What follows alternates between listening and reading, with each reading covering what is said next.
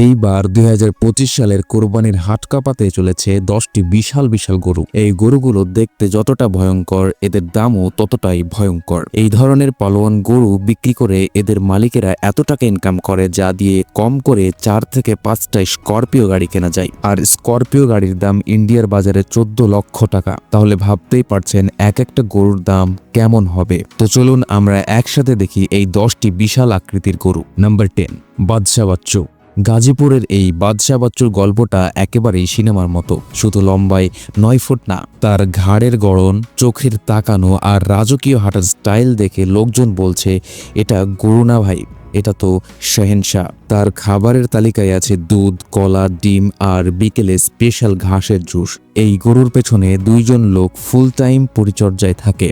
একজন শুধু গোসল করায়, আরেকজন দাঁত ব্রাশ করাই। হাটে ঢোকার 3 ঘন্টার মধ্যেই একজন ধনী ব্যবসায়ী ১২ লক্ষ টাকা দিয়ে নিয়ে যান বাদশা বাচ্চুকে। যারা কিনতে পারেনি তারা শুধু একটা কথাই বলেছিল, এই রকম গরু বছরে একবারই আসে। নাম্বার 9, ধুম 3। চট্টগ্রামের পাহাড়ি অঞ্চল থেকে আনা এই গরুর নাম ধুম 3, কারণ সে কখনো চুপ করে দাঁড়ায় না। একদম হিরো শাহরুখ খানের মতো এন্ট্রি মারে।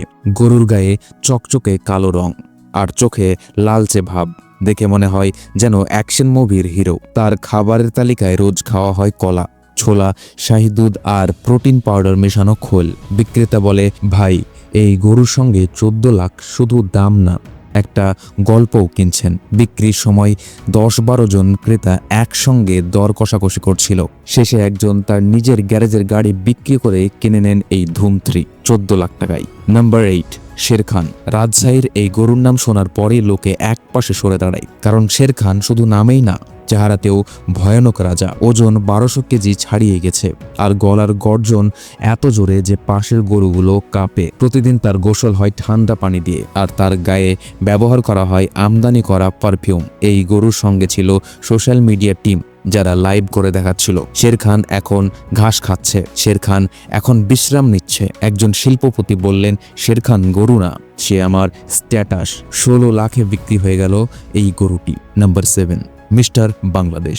মেহেরপুর থেকে আনা এই গরু শুধু শরীর দিয়ে না, নাম দিয়েই ভাইরাল। মিস্টার বাংলাদেশের চেহারায় ছিল এমন এক গর্ব, যেন সে জানে আমি এই হাটের সুপারস্টার। শুধু ঘাস না, এই গরু খায় গাজর, আপেল, সিম আর স্পেশাল ফিড যা নাকি ক্রিকেটাররাও খায়। তার মালিক বলছেন, আমার সন্তানের মতো করে বড় করেছি, ওকে ছেড়ে দিতে মন চায় না। প্রি বুকিং এর সময় ঢাকার এক ডাক্তার 18 লাখ টাকা দিয়ে অগ্রিম দিয়ে রাখেন। বললেন, এমন গরু কোরবানির মাধ্যমে আসল সৌন্দর্য বোঝা যায়। নাম্বার 6, বাবু ভাই। নরসিংদী থেকে আনা এই গরুর স্টাইল ছিল পুরাই সিনেমার হিরোদের মতো। গায়ে চকচকে বাদামি রং আর লাল ফিতে বাঁধা।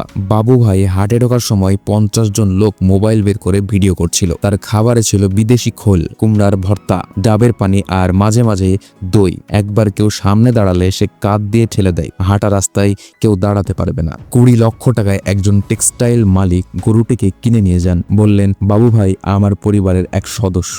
নাম্বার 5, লাভ গুরু। সাভার থেকে আনা এই গরুর নাম শুনে হাটেই হইচই পড়ে গেছিল। লাভ গুরু, কারণ সে গরু হলেও মানুষ দেখলে চোখ টিপে দেয়, মাথা নাড়ে আর জিভ বের করে এক ধরনের এক্সপ্রেশন দেয়। দেখে মনে হয় প্রেমে পড়েছে। তার মালিক মজা করে বলেন, এই গরু মানুষের প্রেমে ফেলে দেয়। গরু না, পুরো রোম্যান্টিক হিরো। লাভ গুরু খায় শুধু অর্গানিক খাবার, শাক, মিষ্টি কুমড়া, মধু মেশানো ফিড। গায়ে চকচকে কালো রঙের কোট আর কপালের মাঝখানে সাদা দাগ, যেন কপালে লেখা আছে ভাগ্যশালী। একজন ইউটিউবার বললেন, এই গরুর ভিডিও পোস্ট দিলে একদিনেই 10 লাখ ভিউ হয়। দেশে এক তরুণ রাজনীতিবিদ 22 লক্ষ টাকা দিয়ে কিনে নেন এই লাভ গরুকে। বললেন, প্রেমে পড়েই কিনেছি। নাম্বার 4, গোল্ডেন রাজা। এই গরুটিকে দেখলে মনে হবে তার শরীরে যেন সোনার প্রলেপ লাগানো। চট্টগ্রামের রাউজান থেকে আনা গোল্ডেন রাজার গায়ে ছিল হালকা সোনালী রঙের কোট, যা রোদে পড়লে চকচক করে। তার প্রতিদিনের রুটিন ছিল একদম ভিভিআইপি। সকাল 7টায় হালকা ঘাস, 10টায় ডাবের পানি, দুপুরে প্রোটিন খাবার আর বিকেলে হাঁটাহাঁটি ও তেল মালিশ। গোল্ডেন রাজাকে দেখতে প্রতিদিন 500 থেকে 600 মানুষ আসতো। অনেকে দূর দূরান্ত থেকে এসে সেলফি তুলে বলতো, ভাই এই গরু দেখি লাইভ লেজেন্ড। হাটে আসার আগেই এক প্রবাসী ফোনে ভিডিও কলে দেখে 25 লক্ষ টাকা দিয়ে বুকিং দিয়ে দেন। তার কথা, দেশে থাকতে পারলাম না, তাও অন্তত এই গরু দিয়ে ঈদটা রাজার মতো হোক। নাম্বার 3, সুলতানে আজম।